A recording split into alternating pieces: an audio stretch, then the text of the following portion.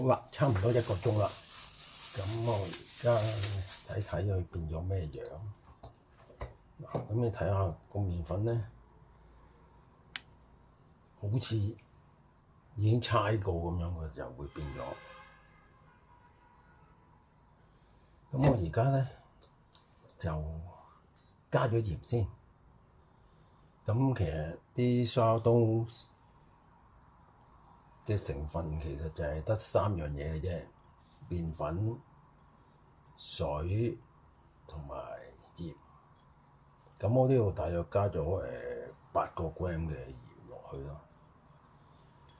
咁其實呢嚿麵團咧，我用唔晒㗎。咁我一陣會攞翻起一啲咧，我嚟玩其他麵包。咁我就想去索咗啲鹽先，咁一陣倒啲 leaven 落去嗰時，唔使去直接同啲鹽接觸咁。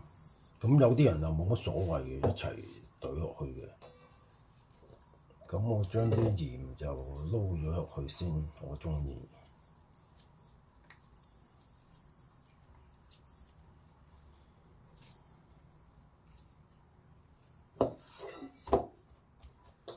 咁跟住咧，我會等翻佢一陣，大約2、3個字咯。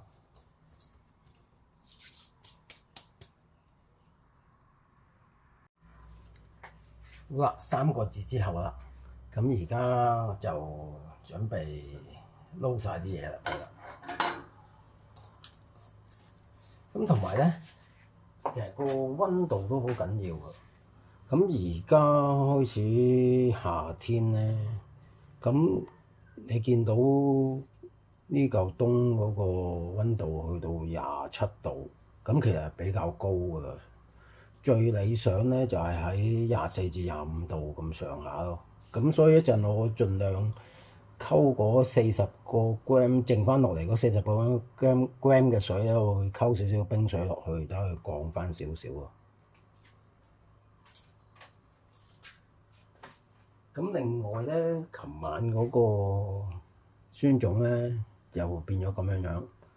咁跟住因為落嚟可能幾日我都唔會再整麵包㗎喎，咁我就將佢雪咗入雪櫃，咁可能2日先至餵佢一次，咁就唔使日日餵咯。